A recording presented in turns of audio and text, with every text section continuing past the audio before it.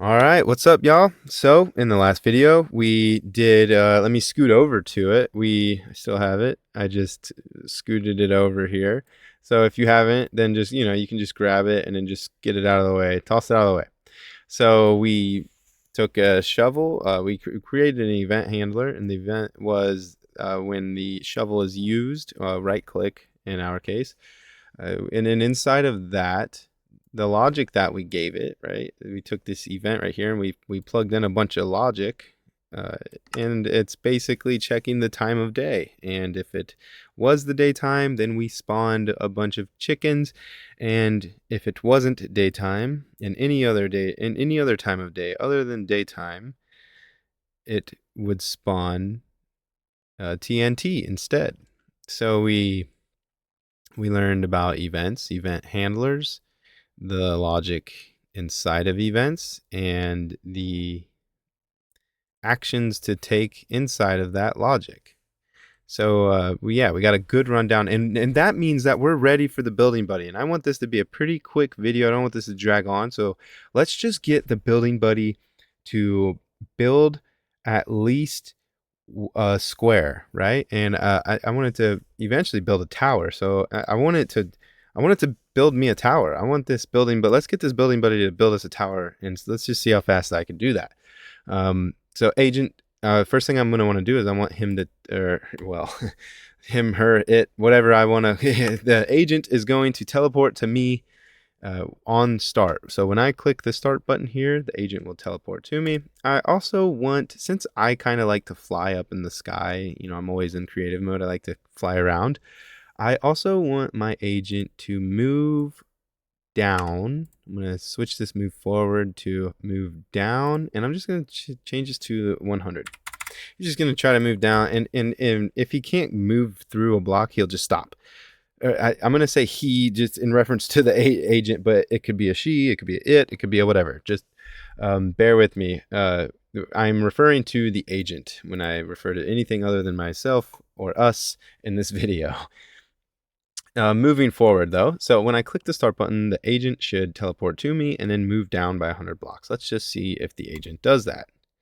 Okay, so I'm waiting for my... Oh, okay, cool. Agent teleported to me and went down to the ground, which is what I want. I want to be able to watch the agent work. Okay. So now that I have that, I want to add an event, an on-chat event, on-chat command, and I'm going to call it build. I'm going to name it build with all lowercase, just build, just like that. On-chat command build. So when I type build and enter that command, that will activate or trigger the event and everything inside of here, just like when I was waving around the shovel over here. Same deal. It's just a different event. All right. So I'm going to handle this one by, the first thing I'm going to do is I'm going to load my agent up. I'm going to say, hey, first thing you're going to do is you're going to put a block in your, just put one. I could say a million or whatever. I'm just going to say put this block in slot 1. And I'm going to switch it. I don't want my agent to just build a grass tower. I want my agent to build where's the oak or something, like oak, an oak log. It could be almost any of this. I don't think I could build anything out of water, lava, or air or anything like that, but oak log would be awesome. So also, now the agent has the 1 slot filled. Let's go over to back to the agent and bring this out. Agent placed on move. This makes it easy for me, so I don't have to keep calling, I don't have to keep telling the agent to place an item. I could just say, hey, whenever you move, place an item, right? So I'm going to turn that on.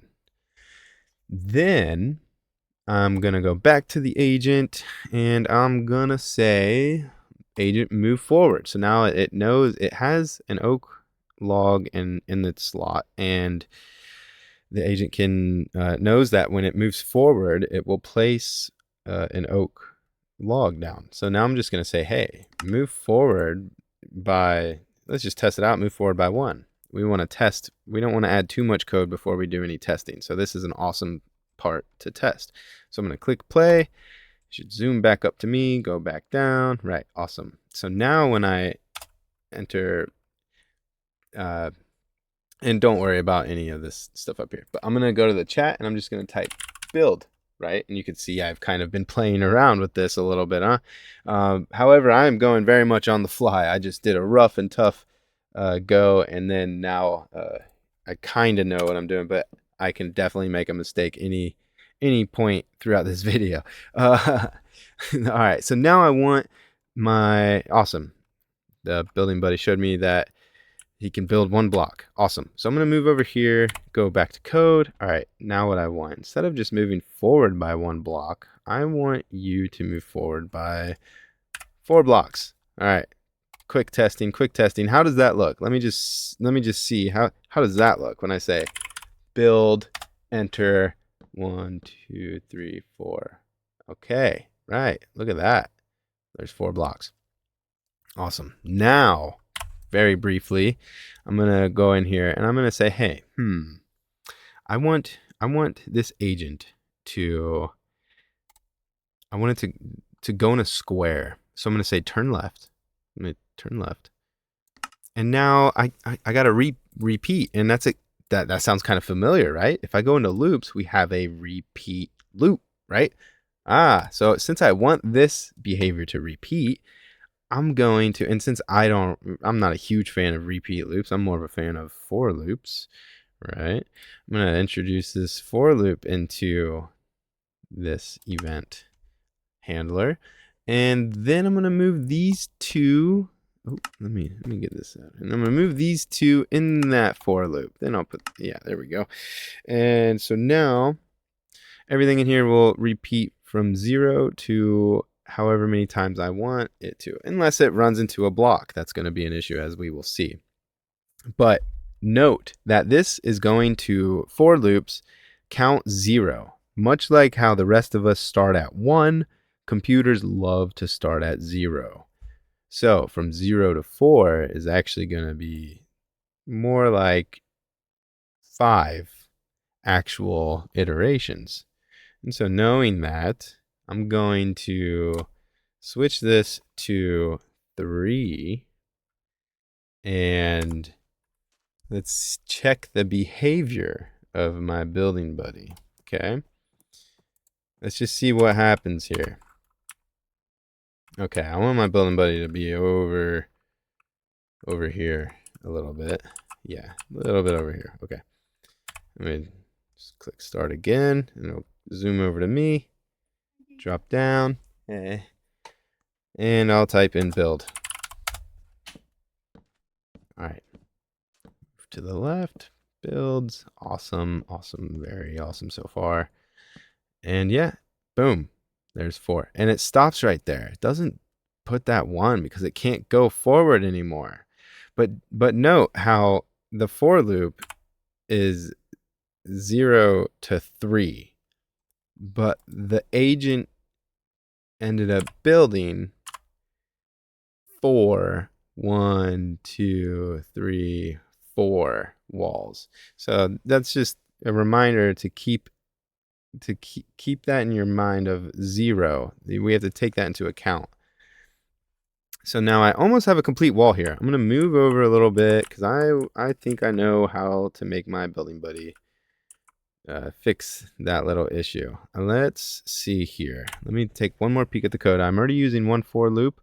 I think I need to, in order to complete this, I need my building buddy to, since the block runs in, it gets in the way, I'm going to change this to I'm going to go down 1. So really it's, even though it looks like it's 2, it's from 0 to 2. So since we're taking that 0 into account, we know this is going to iterate 3 times. And it will already be looking in the correct direction since this ends with a left turn. So now the next thing I'm going to make happen is I'm just going to grab one of these. I'm going to duplicate that. Then I'll put it outside of the for loop, but inside of the event handler. And I will change this. Instead of moving forward 4 blocks, I'll move forward 3 blocks. right? And then I'm going to duplicate this one more time. And I'm going to change the direction to up by 1. Yeah. Yeah, that looks good. And let's see what happens now. Okay. All right. Push play, zooms to me, drops down. I'm going to type build.